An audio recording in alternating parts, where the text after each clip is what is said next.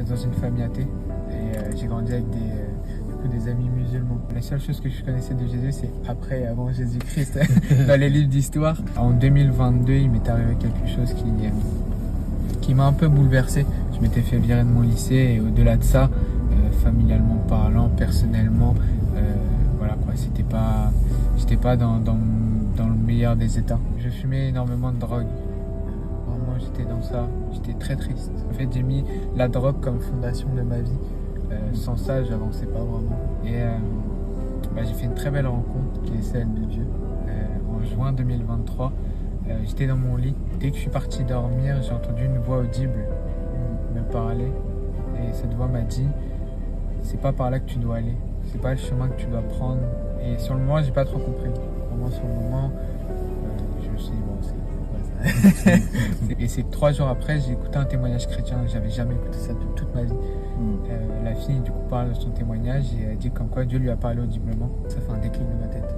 Je me suis dit, ok, Dieu existe. Et j'ai fait la prière du salut. En gros, j'ai accepté Jésus dans ma vie tout seul dans ma chambre. Ça venait d'où cette tristesse-là? Des épreuves. Lorsqu'on n'a pas d'appui, on essaie de trouver appui un peu n'importe où. Ça peut être les filles, ça peut être la drogue ou même une émotion. Par exemple la tristesse, la colère, des choses comme ça. Et t'es resté combien de temps en fait dans cet état-là? Déjà entre guillemets la fumette en elle-même, j'ai commencé, j'avais je crois 12 ans, ouais, je fumais déjà la chicha, tout ça. Après ça a fait avec, du coup après j'ai fumé la cigarette, je crois que c'était vers les coups de 14 ans, un truc comme ça.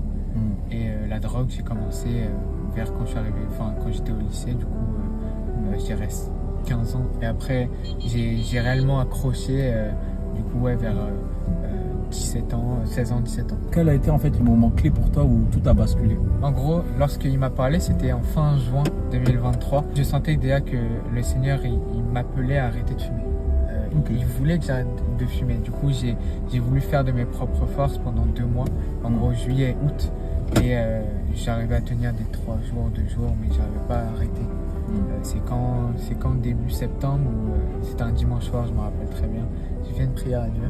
J'ai dit Seigneur que j'arrive pas. Je porte une charge lourde que j'ai pas envie de porter. Je sais que ça m'éloigne de toi, Seigneur, et j'ai envie de m'approcher de toi, j'ai envie de te connaître. Enlève-moi ça, s'il te plaît. Je sais que tu peux m'enlever cette addiction. Il m'a bien entendu parce que du coup, le lendemain, plus rien.